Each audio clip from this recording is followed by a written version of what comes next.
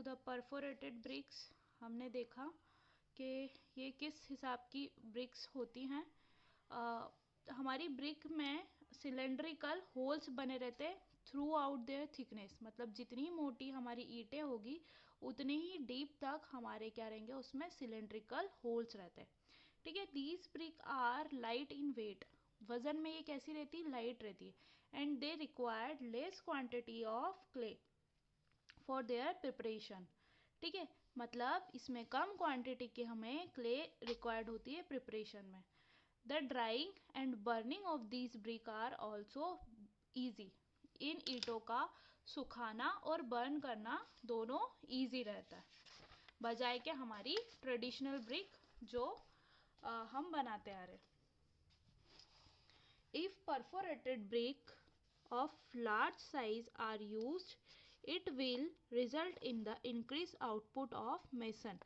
क्या बोलते हैं, अगर हम लार्ज साइज की परफोरेटेड ब्रिक यूज़ करते हैं तो हमारा आउटपुट ऑफ मेसन, मतलब हम जो ब्रिक की जुड़ाई करते हैं वो आउटपुट बहुत जल्दी आ जाता है। मतलब बेसिक सी बात है, अगर ईंट का साइज़ छोटा है तो उसमें ज़्यादा मसाला लगाना पड़ेगा, वो ज़्यादा टाइम कंज्यूमिंग रहेगा। और ईंट का साइज़ हमारा अगर बड़ा है तो जल्दी जल्दी से हम इनको लगाते जाते हैं।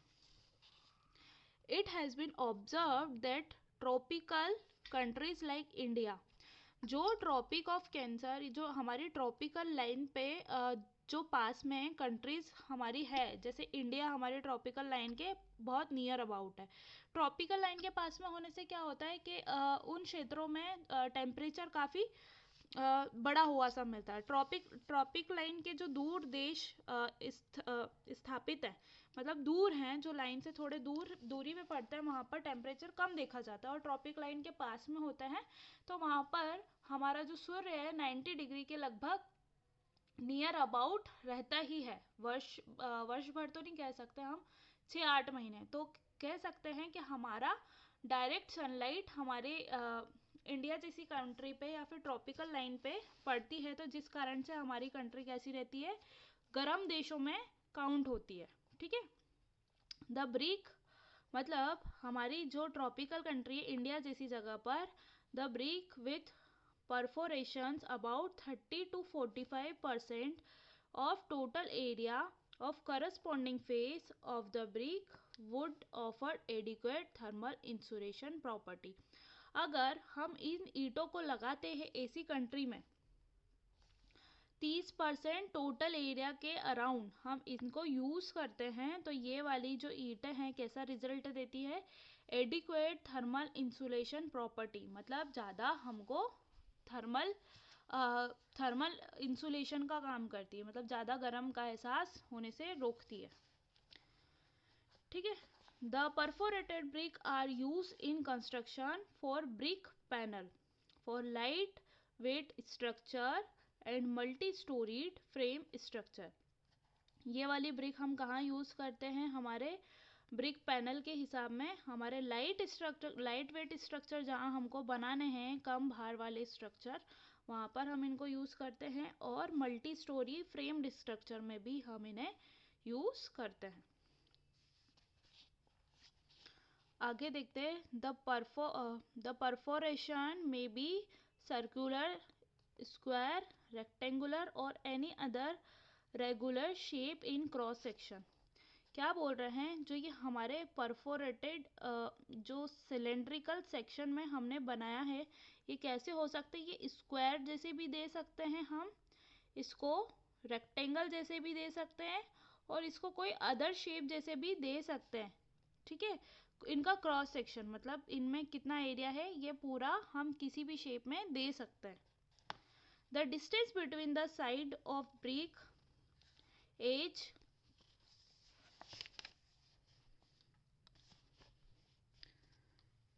the distance between the side of brick and edge of perforation should not be less than 15 mm।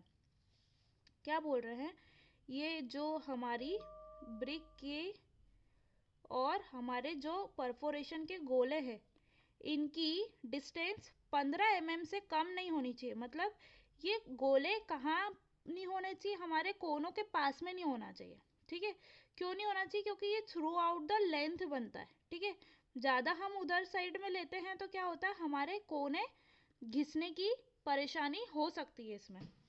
तो क्या बोलेंगे कि 15 mm से कम दूरी इन दोनों के बीच में नहीं होनी चाहिए। ठीक है, the distance between the edge of successive perforation should be the distance between the age of successive perforation should preferable not less than 10 mm। Madam perforation का मतलब? ये जो गोले हैं ना, जो हाँ जिनको हमने परफोरेटेड बनाया है, मतलब ये जो गोले हैं इनको परफोरेशन या परफोरेटेड, इसको तो परफोरेटेड ब्रिक्स बोल रहे हैं और इसको परफोरेशन बोल रहे हैं। मतलब ये जो सिलेंडर है, सिलेंडर कैसा रहता है, जैसे ये हमारा सिलेंडर है, ठीक है, ये कैसा है, सिलेंड्रिकल शेप में। तो जैसे ये कितना खाली रहेगा, अगर इतनी मोटी ब्रिक है तो इसकी इस मोटी ब्रिक के अंदर इतना गोला हम सिलेंड्रिकल फॉर्म में खाली छोड़ेंगे। ठीक है, जैसे ये हमारी इतनी मोटी ब्रिक है तो हमने हमने क्या करा, इतना गोला यहाँ से पूरा नीचे तक के खाली छोड़ा है, इतना पूरा डीप तक में खाली छोड़ा है ना, ऐसे परफोरेशन होते हैं। और क्या बोल रहे हैं कि ये दूरी ज़्यादा मतलब 15 mm से कम नहीं होनी चाहिए। ठीक है, और बाकी दो सक्सेसिव परफोरेशन मतलब दो लगातार जो परफोरेशन हाथ के हाथ लगे हुए लाइन से, वो कितने से कम नहीं होने चाहिए, हमारे 10 mm से कम नहीं होने चाहिए। मतलब ये भी ज़्यादा पास पास में नहीं होने चाहिए। आई बात समझ में अभी? हाँ, उनकी डिस्टेंस। हाँ, दोनों सक्सेसिव सक्सेसिव मतलब पास पास में लगातार जो हमारे गोले हैं, मतलब ये सिलेंडर्स हैं। ठीक है, ये सिलेंडर कैसे डीप है पूरा ही, मतलब जैसे ये गोले हैं ये डिप्थ तक, मतलब जितना चौड़ा हमारा, जितना डीप में हमारा ब्रिक है वहां तक के ये परफोरेशन दिए गए हैं। ठीक है, the water absorption after immersion for 24 hours in water should not be exceed 15% by weight. क्या बोल रहे हैं, अगर हम इनको 24 घंटे के लिए पानी में डुबो कर रखेंगे तो वो कितना, इसके वजन से 15% ज़्यादा तक एब्जॉर्ब नहीं करना चाहिए ये ईट, है ना, तभी हम इसको अच्छा मानेंगे। मतलब समझ में आता ना, अपन ने फर्स्ट क्लास सेकंड क्लास में भी निकाला था 20% से ज़्यादा एब्जॉर्ब नहीं करना चाहिए। तो इसका वेट अगर कितना है, 1 kg। 1.5 kg। ठीक है, तो इसको हाँ, कितने से ज़्यादा एब्जॉर्ब नहीं करना चाहिए,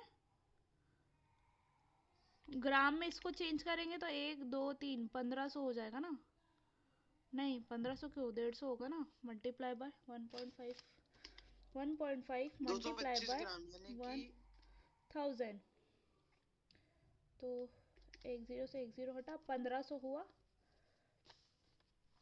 1500 अगर इसका ग्राम में वेट है तो ये कितना परसेंट, नहीं 15 डिवाइड बाय 100, मैडम एक दो, 1725। 15 क्रॉस 15 कितना, 1725। 1725 225 मैडम। ग्राम से ज़्यादा ये वेट हेलो। नहीं, हाँ हाँ सुनाई दे रहा है मुझे, 1725 ग्राम से ज़्यादा ये वेट पानी एब्जॉर्ब नहीं करना चाहिए। ठीक है, सॉरी 1725 कहाँ से हो रहा है भैया, 15 क्रॉस 15 कितना होता है, 15 क्रॉस 15। 225 मैडम, दोनों को ऐड कर दिया। किसको दोनों को 1500 ऐड प्लस करा, 225। किसको दोनों को ऐड करा? मैडम उसका, अरे मैडम जो पहले ईट का जो वेट रहेगा वो 1500 ग्राम है, और उसका जो पानी 15% जो वेट बढ़ेगा वो है 225 ग्राम, यानी कि पानी से निकालने के बाद उसका 1725 ग्राम से ज्यादा नहीं होना चाहिए।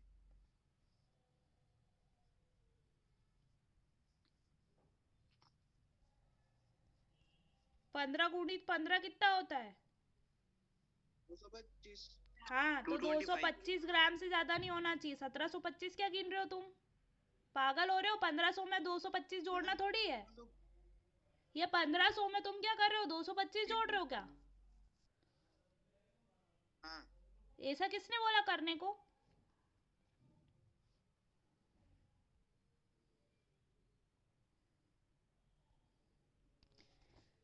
तुमको समझ में आ रहा है ईट का भी कैसे निकालते? जैसे 3.25 kg की ईट है, कितने की? इतने की ईट है, तो इसका 20% से ज्यादा एक्सीड नहीं होना चाहिए। समझ रहे हो कि नहीं समझ रहे हो? समझ रहे मैडम, समझ रहे। रुको, 650। तुमको तो सब वो जीरो जीरो बटे सन्नाटा हो गया है। आ गया मैडम, आ गया। नहीं आया है, मेरे को मालूम है ना, आ नहीं गया। आया, नहीं आया है, नहीं आया है सक्षम, नहीं आया है। ये क्या है? तुम्हारी ईट है, इसका डायमेंशन कितना है? इतना। ठीक है, तुमने क्या करा, इसको उठाया और तराजू बाट पे तोला। ठीक है, इसका वेट कितना हाँ, निकला? 3.59 kg। ये हमारा 59। अंदाज मार है। ठीक है, फिर इसको काय में रखा? अपने ओवन में, यहाँ पर। फिर क्या हुआ, इसका पानी कुछ उड़ा तो ये कितनी की बची? 3.4 की। ठीक है, अब ये हमको हाँ, प्योर ईट का एक्चुअल वेट मिला। ठीक है, ये एक्चुअल वेट, समझ में आई बात? हाँ ये मैडम। वाला जो येलो से है ये एक्चुअल वेट है, मतलब ईट का एक्चुअल वेट। ये वाला तो इसने क्या करा था, एटमॉस्फेयर से मॉइस्चर को एब्जॉर्ब कर रखा था, है ना? हाँ, ये वाला वेट जो था। अब हम किसको लेंगे? सिर्फ इसी वेट को लेंगे। किस किस वेट को लेंगे? 3.4 को जो लेंगे, अभी है ना? जो 3.4 को हम लेकर के चलेंगे। अब ये 3.4 को जो हमने लिया, ये हमारी ईट का वेट था। फिर इसको 24 घंटे के लिए पानी में डुबकी लगा दी। ठीक है, फिर इसको निकाला, तो फिर इसका वेट कितना मिला हमको? 3.6, उदाहरण के लिए केजी, हाँ, है ना? 3.6 नहीं मिलना चाहिए, नहीं तो वो ज़्यादा एक्सेड हो जाएगा। 3.5 हाँ ले लेते, 5 ले लेते, 6 ही लेकर देते, देखते ना कभी आया, हम तो उदाहरण ले मैडम, रहे। एक्सीड नहीं होती इसमें तो रहेगा, 3.6 सही लिया रहेगा। हमने। ठीक है, अब क्या करा हमने? 3.6 में से माइनस क्या करेंगे हम? 3.4, कितना बचा? 0.2, है ना? 0.2 हाँ मतलब 200 ग्राम। अब 200 जी ग्राम मैम। हमारे 3.4 का कितना परसेंट है? ठीक है, ये निकालना अपन को, निकालना है ना? कैसे निकालना है निकालोगे मैडम। अब इसको? तो 3.4 डिवाइडेड बाय 0.2। ठीक है, पॉइंट से पॉइंट गया, 2 वन ज़ा 2, 2 वन ज़ा 2, 2 7 ज़ा 14, कितना आया? 17, हाँ मैडम। है ना? सही कर रही हूँ? पॉइंट यस से मैडम। पॉइंट उड़ा दिया मैंने ये वाला, और 2 वन ज़ा 2, और करके ये 17 आया। और इसका परसेंट निकालना है तो 100 से गुणा कर दिया। नहीं सॉरी, ये खुद ही अपने आप में परसेंट में आया है। हाँ, हाँ मैम, ये खुद ही पॉइंट से पॉइंट हटा दिया ना यहाँ पे। तो ये कितना? 17% इसने क्या एब्जॉर्ब करा हमारा? पानी। ठीक है, समझ में आई बात? 17% इसने पानी एब्जॉर्ब करा। तो कौन सी क्लास की ब्रिक हुई है हमारी?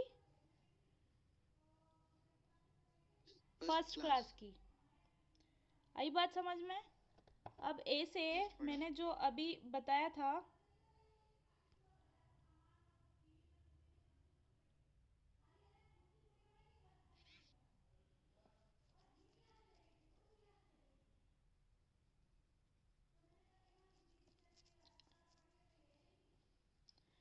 अब ऐसे ही हमको इसने क्या बोला है कि 15% से ज़्यादा एक्सीड नहीं होना चाहिए।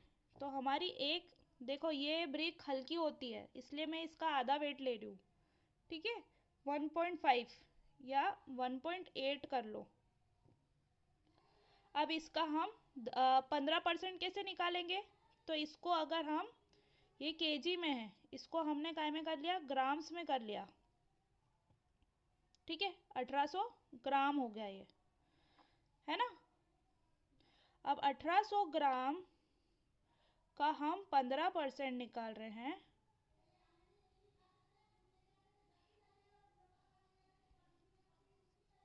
तो 2 जीरो से हमारी 2 जीरो कटी और फिर 18 मल्टीप्लाई बाय 15 करा, कितना आया आंसर?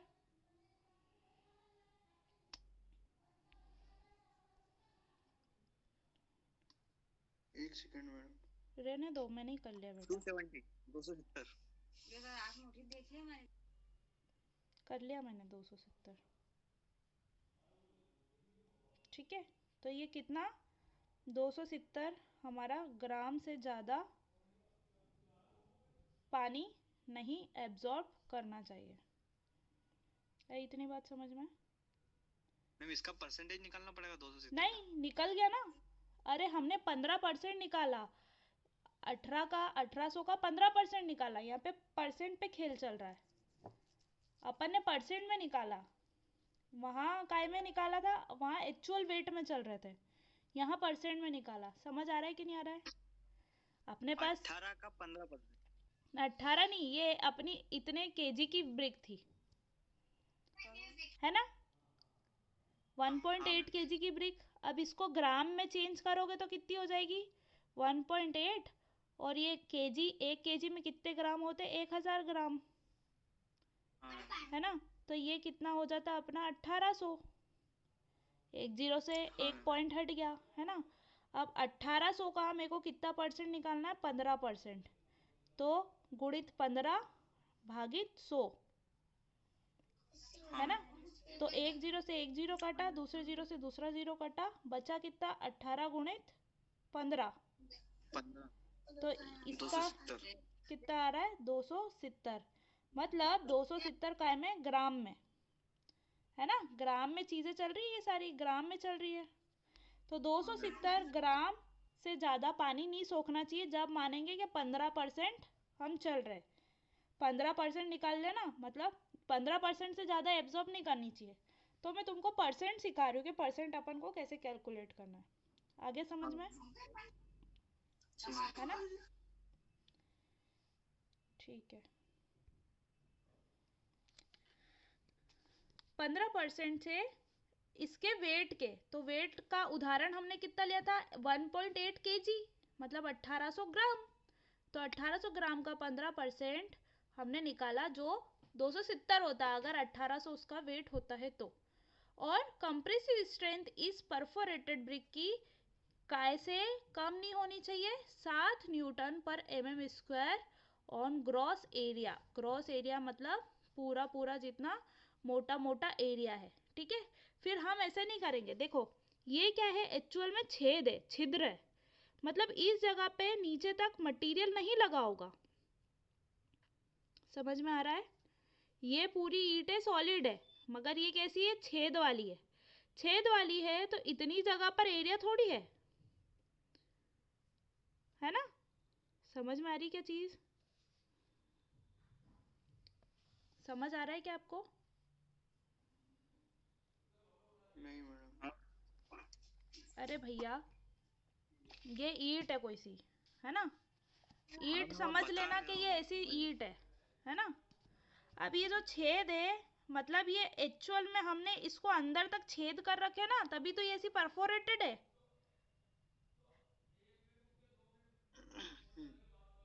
है ना। छेद ही है ना इसमें। अरे हाँ या ना तो बोलो सक्षम, ये समझ आया कि नहीं आया? छेद वाली।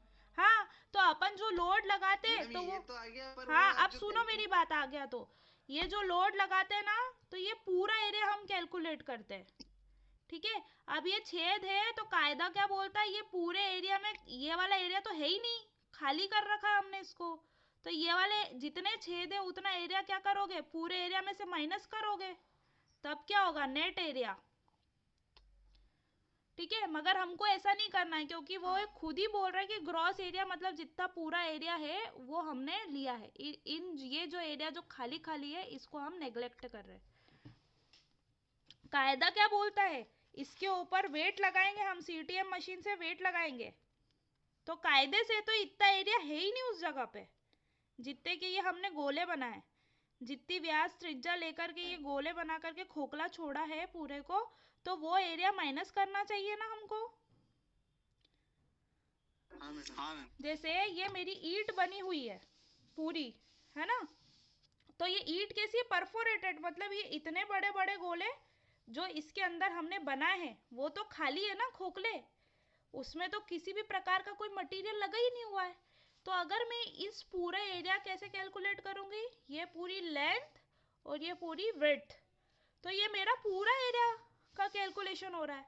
ये पूरा एरिया निकाल लिया, प्लस इसमें से जो खाली खोखला एरिया है उसको माइनस करना पड़ेगा, है ना, तभी तो हमारे पास जो बचा कुचा एरिया है तो वो मिलेगा हमको। मानते हो कि नहीं मानते हो? हाँ मैडम। है ना। इस पन्ने में अगर मैं छेद करूंगी तो वो एरिया तो खाली हो गया ना, तो खाली एरिया को घटाना भी पड़ेगा पूरे एरिया में से। पहले मैंने इनको पूरे एरिया को जोड़ लिया, कि मैंने मान लिया कि ये पूरा सॉलिड है, तो वो क्या कहला गया, ग्रॉस, मतलब ग्रॉस एरिया, पूरा पूरा जितना एरिया कवर्ड है। फिर क्या करा मैंने, छेद वाला जो एरिया है उसको पूरे एरिया में से माइनस कर लिया, तो मेरे को एक्चुअल जो ब्रिक मिलेगी वो कैसी मिलेगी, ऐसे छेद वाली ब्रिक का एरिया मिलेगा। देखो इसमें अभी दिमाग मत उलझाओ, क्योंकि ये नहीं आएगा, ये आपको ग्रॉस एरिया नेट एरिया का अभी यूज नहीं है, ठीक है। मगर मैं आपको इसलिए समझाना चाह रही हूँ क्योंकि आगे ये 0/सन्नाटा हो जाता है, क्या ग्रॉस और क्या नेट। एक मिनट, उदाहरण के लिए मैं बताती हूँ आपको अच्छे से और समझाने की कोशिश करती हूँ।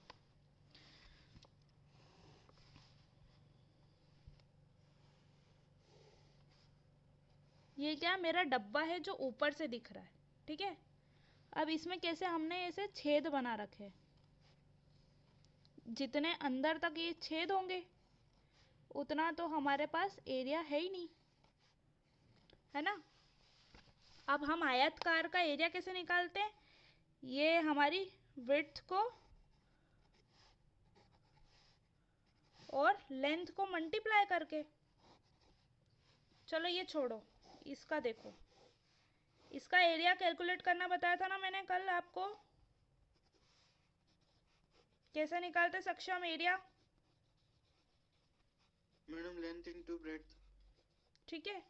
उदाहरण के लिए 10 है और ये भी 10 है, तो कैसे निकाल दूंगी मैं, 10 × 10 सेंटीमीटर बोल दूंगी, सेंटीमीटर बोल दूंगी तो क्या हो जाएगा, सेंटीमीटर स्क्वायर, ठीक है। सेंटीमीटर में अगर मेरी मात्रा होगी तो ये कितना हो गया हमारा एरिया, 100 सेंटीमीटर स्क्वायर, मतलब ये पूरा एरिया कितने का है, 100 सेंटीमीटर स्क्वायर। मानते हो, इतना समझ आ गया। अब मेरी इच्छा हुई, ये 2 mm के डायामीटर वाले मैंने इसमें से कटिंग कर दी, कटिंग कर दी, मतलब इस 100 में से कुछ ना कुछ माइनस हुआ, हाँ। है ना। ये इतना इतना काट करके अलग फेंक दिया, इतना इतना काट करके अलग फेंक दिया, फेंक दिया, फेंक दिया और फेंक दिया, तो ये कितने गोले हैं हमारे, 6 गोले। अब एरिया ऑफ सर्कल का फॉर्मूला क्या होता है, एरिया ऑफ सर्कल होता है मैडम पाई आर स्क्वायर। यही होता है ना। हाँ मैम। ठीक है, पाई आर स्क्वायर या पाई डी स्क्वायर, कितना होता है, कितना होता है, पाई आर स्क्वायर होता है एरिया ऑफ सर्कल। हाँ मैडम, आर स्क्वायर कितना होता है एरिया ऑफ सर्कल, 18.84। 18.84 क्या, mm स्क्वायर, ठीक है, mm स्क्वायर।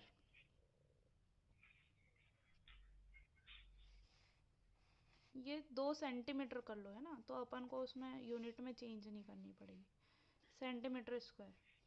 मेरा कहने का मतलब ये 2 सेंटीमीटर का अपना क्या हो गया, गोला हो गया, तो ऐसे कितने 6 गोले, तो ये कितना हो गया 18.84। इतना कितने का एरिया है, ये जितने जितने गोले बने हुए हैं, है ना, 1 2 3 4 5 और ये 6, ठीक है, जो जिसके ऊपर ये मटेरियल है ही नहीं, मतलब एरिया है ही नहीं, खोखला है वो। एरिया कितना है, ये हमारे 6 गोले छोड़ करके ये पूरा इतना एरिया है।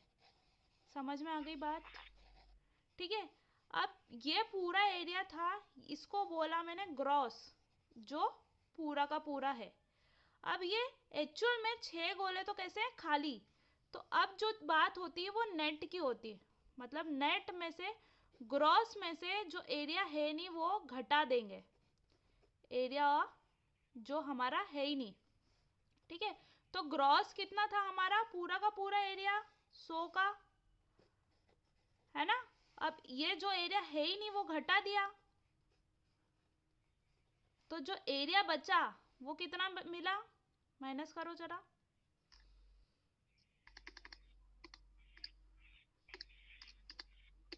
Madam 81.16 81.16 centimetre square. ठीक है, तो क्या बोल रहे हैं, ये गोले खाली थे, तो ये जो बाकी का एरिया है ना जिस पे लोड लगने वाला है वो कितना है हमारा, 81.16। इसलिए वहाँ पे जो वर्ड आया था